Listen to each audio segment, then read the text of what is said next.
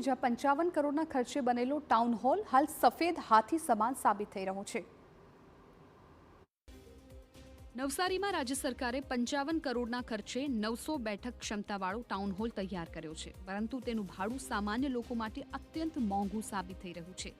Town હોલનું એક દિવસનું ભાડું ₹75,000 પ્લસ જીએસટી, જ્યારે મીટિંગ હોલનું એક દિવસનું ભાડું ₹50,000 પ્લસ જીએસટી અને બેન્ક્વેટ હોલનું ભાડું ₹40,000 પ્લસ જીએસટી નક્કી કરાયું છે।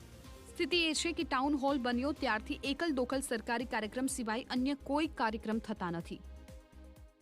વર્ષ ઉપરથી જ્યારથી લોકાર્પણ થયું ત્યારથી માત્ર ને માત્ર એક કાર્યક્રમ ભારતીય જનતા પાર્ટીનો થયો હતો, તેના સિવાય બીજો કોઈ પણ કાર્યક્રમ ટાઉન હોલમાં થયો છે નથી।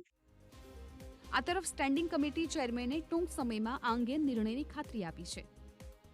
ટાઉન હોલમાં આપણે બેસીને કંઈક એવું આયોજન કરીએ કે જે લોકોને મળી શકે, સારી રીતના યુઝ થઈ શકે ને અમુક રેટમાં કે કમ્પેરેટિવલી રેટમાં મળી શકે, જેના લીધે વધારે જેવી રીતના ટાટા હોલ યુઝ થાય છે તેવી રીતના આપણો ટાઉન હોલ યુઝ થાય, તેના માટેને એનું બર્ડન જેટલું બને એટલું ઓછું મહાનગરપાલિકાને બને ને સામસામે ચાલી જાય એવી કંઈક વ્યવસ્થા કરવાની છે।